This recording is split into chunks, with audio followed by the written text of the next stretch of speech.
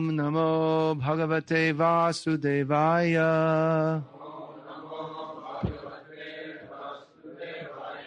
Om Namo Bhagavate Vasudevaya. Om Namo Bhagavate Vasudevaya.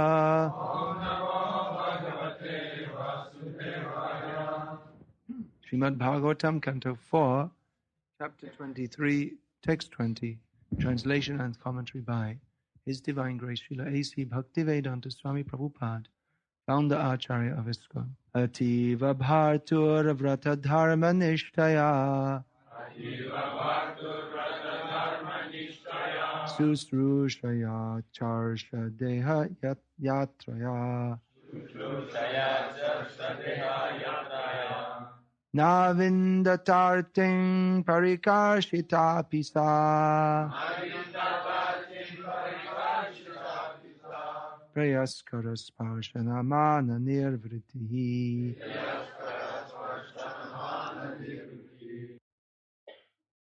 Shashpa Prabhu, maybe if you have some comment you could say it at the end. Yeah.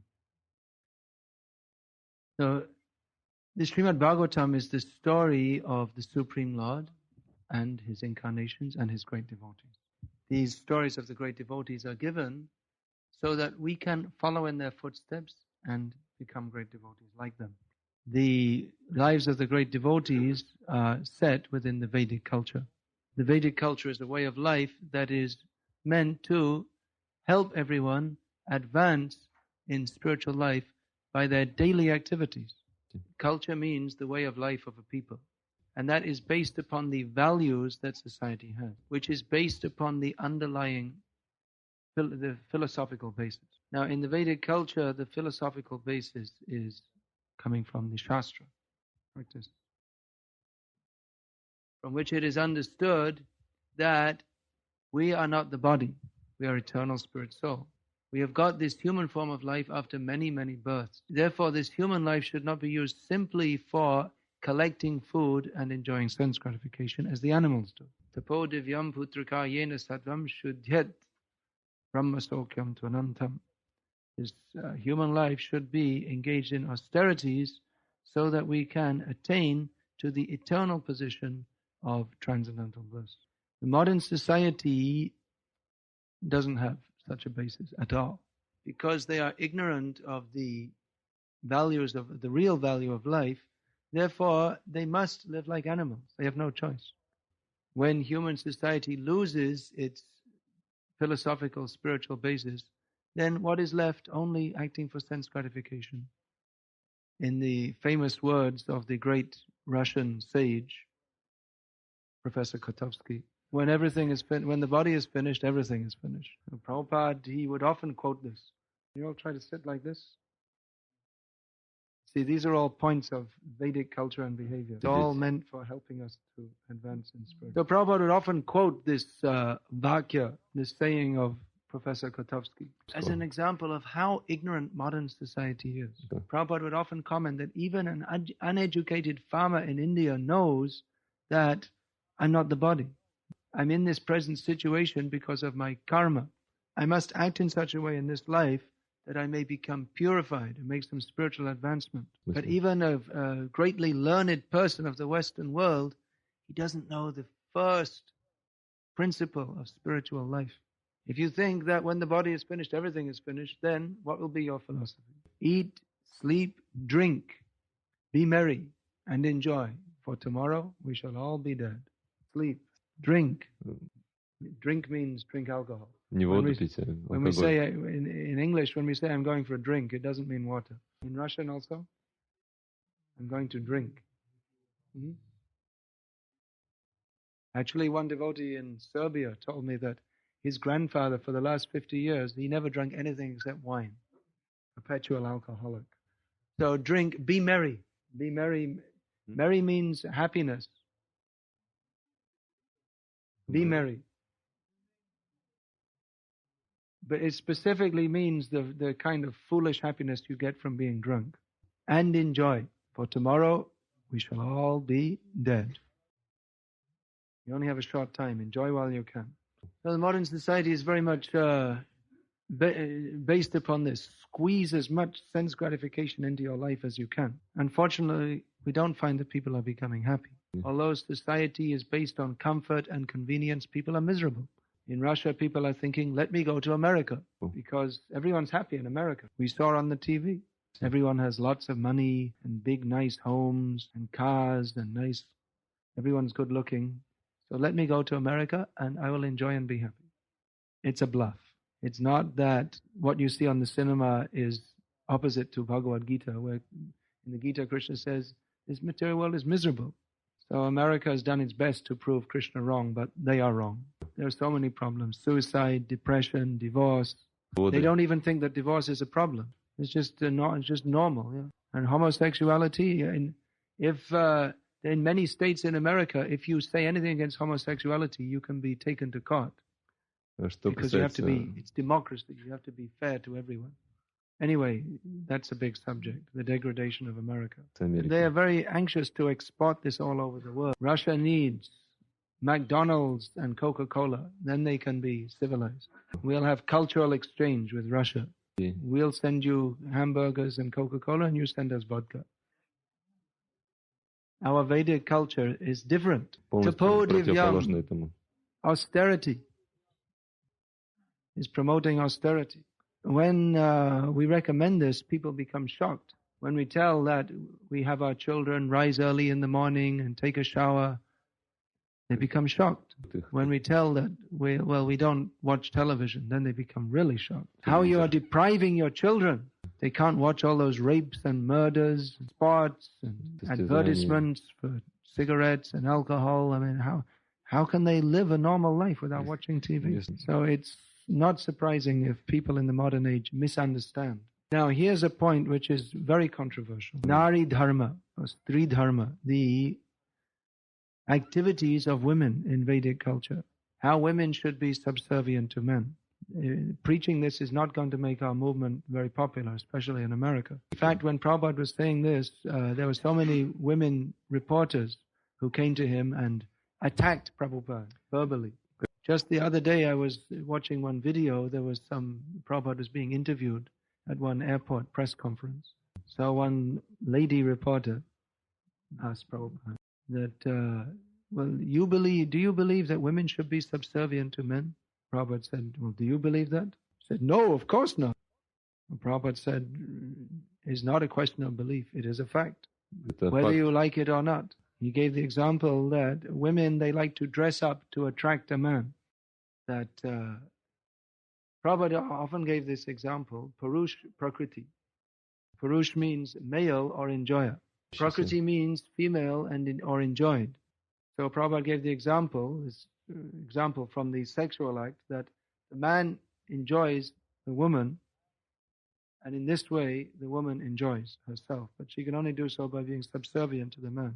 A lot of protest against this. Our own movement, the feminist wing.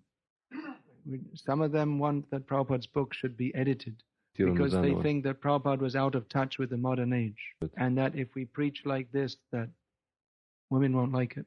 As Prabhupada points out in one Bhagavad-gita purport, in the modern age, people are advocating that women and men should be equal in all respects. Prabhupada points out that women have the social condition of women has not improved because of this, nor is the moral condition of women at the present time very good.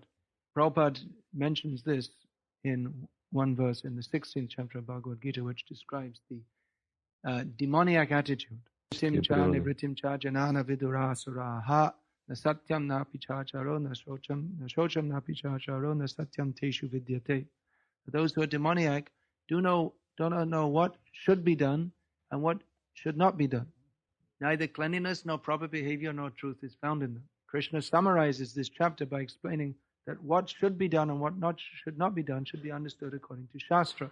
Tasmat Shastram Pramanotam Karya Karyam Evastito Gyatva Shastram Vidhanokto Karya Karyam Viharhasi.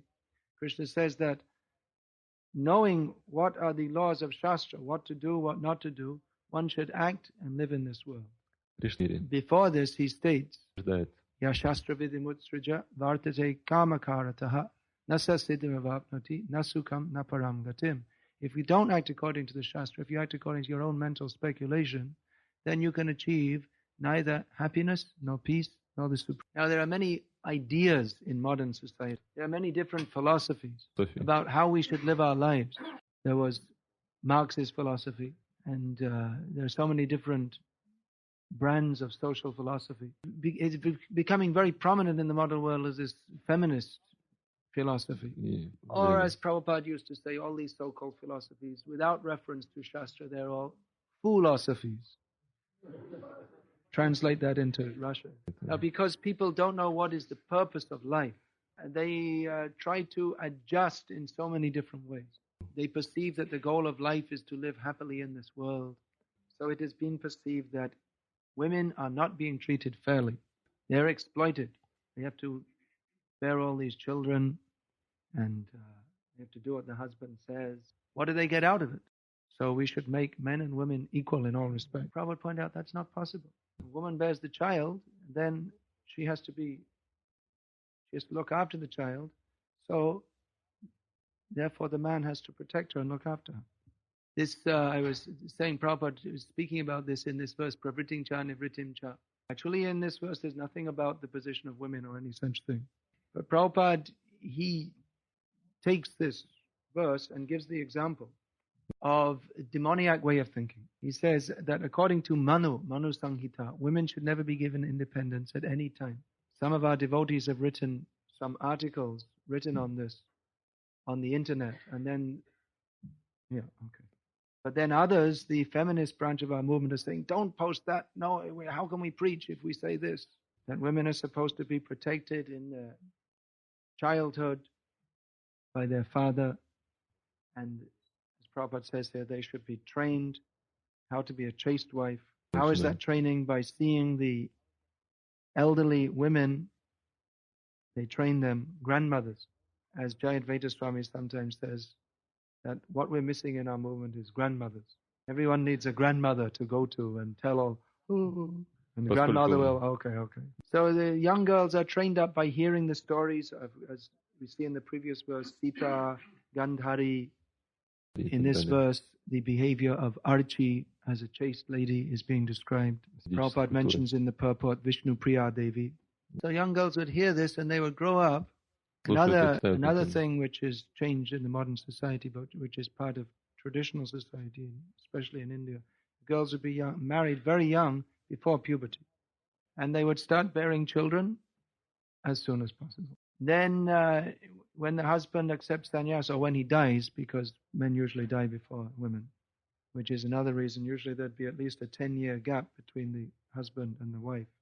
There are other reasons for that also. So then the wife would live a life of the widow. The wife of a sannyasi, one who takes sannyas, she's also considered a widow. She would live at home a very austere life, help look after the young children, and to help look after the daughters in the home also. So Prabhupada writes that now these things, they're not anymore current in society. And therefore he says that the marriage institution is practically, I can't remember exactly the words. What does he say? Forgotten. It's a dream. It's just not there. So we hear people talking about my father and his wife, not my father and mother, but my father and his wife. In other words, the mother already married someone else, and he also married someone else. People think, get married, and well, if you don't like it, try again. This is demoniac. The Vedic culture teaches responsibility, duty in family, not only in family life, in every status of life. Get married and you stay married until you're old. Women may have their so-called independence, but they don't have steady husbands. They're always in anxiety. Husband's thinking maybe my wife will run away from me, and the wife is thinking maybe my husband will run away. It causes so much pain. Illicit sex causes a lot of pain. See, now it's big news all over the world that President Clinton's sexual promiscuity has become publicly revealed. Who suffers most from this? Clinton's afraid of losing his post, but his wife and daughter are suffering more. How much pain there must be. The Vedic culture teaches that, yes, some sense gratification is allowed in married life, but control, a sense of honor. Это чувство чести должно duty, responsibility. Hear such присутствовать. words nowadays. Nowadays, if you can get money by cheating, lying, stealing, you enjoy, then that is considered successful. But the Vedic culture is that some sense gratification is allowed in married life, but that's not the main purpose. That husband and wife live together for the sake of spiritual realization, to help each other. And they train the children also in that way. And when the children get older, they take up a life of austerity, as described here. Or even within the Grihastha ashram, there are so many austerities also. Even today in India, you'll find many people who, they fast on Ekadashi, Grihasthas. Not ISKCON devotees, but so many. And many people follow different kinds of austerities for the sake of spiritual realization. So Prabhupada wanted to bring in this culture because it's very difficult to practice Krishna consciousness if in a demoniac culture. It's very difficult to live a happy and stable life unless we have the proper way, culture and way of life in order. I have personally seen and am seeing in India that even though the culture is so much fallen from the original standard, those who follow the original Vedic culture, they're devotees, very happy life actually, relatively. Я лично наблюдаю это в Индии, что хотя культура, она сильно уже деградировала, но те люди, которые следуют основным культурным ценностям, они преданы Господу, они так или иначе счастливы. Mahamantra Prabhu was telling us yesterday about one family he had used to visit in Bangalore, South India. The old father, he was more than 90 years old and blind, but he would be present while his son was performing the puja, the daily puja. If there was any mistake in the pronunciation, he would immediately correct the son. So like this, you'll find so many nice families. They don't throw the old parents that, now you're just a burden, get out of here. Honor the elderly parents and take all trouble to look after them. But now in India, you'll find that many times they get married and the wife says, I'm not going to look after your old parents. Send them off to an old age home. It's a new thing in India now, old age home. Anyway, this is a very big subject. There's a lot to say. Many of these points I've discussed in this last book I made, that Glimpses of Traditional Indian Life. And there's much more to discuss also. But one thing we have to understand is that Prabhupada wanted to reintroduce this Vedic culture for the upliftment of the whole society. Very difficult, no doubt, because we are trained in a different way. And the society in which we live functions in a different way. Actually, Prabhupada wanted to make these farm communities where we can have our own economy, our own culture. But anyway, there are some basic principles by which people can live happily. One is that the wife should be subservient to her husband, and the husband should be, as it's mentioned here, an ideal grihastha. Anyway, our time is up, so I'll finish here. So we could speak for many hours about this. It's an important, very important subject. The most important subject is how to develop our dormant love for Krishna. But considering that we're now such a long way from love of Krishna, the ways and means to develop that and the way we should live our life as we attempt to develop that should be understood and implemented in our life. Question. One question.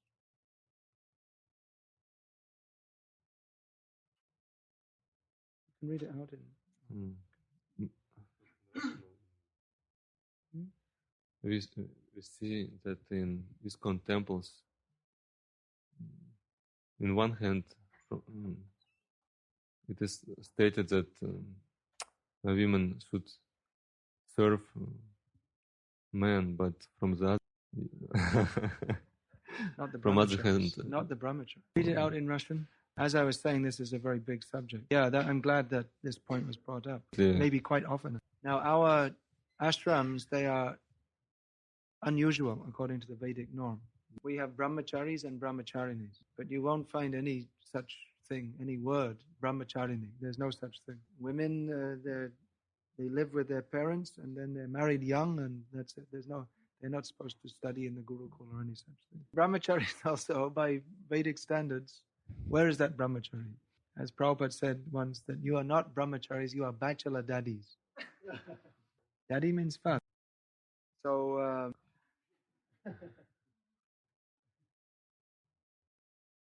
but Prabhupada, he saw that if women are going to take to Krishna consciousness in the Western countries, then we have to give them shelter in our temples, because at home, where's the point? It's very difficult.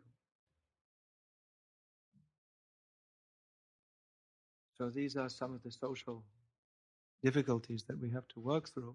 In many ways, we all have to sacrifice being the first generations of devotees in the Western world. It's very difficult to be an ideal grihastha in the modern world. It's very difficult to be an ideal brahmachari.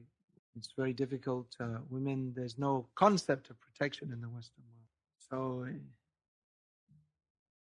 in many ways, we have to be patient, but at the same time, we have to work, take steps to work towards the wanted goal.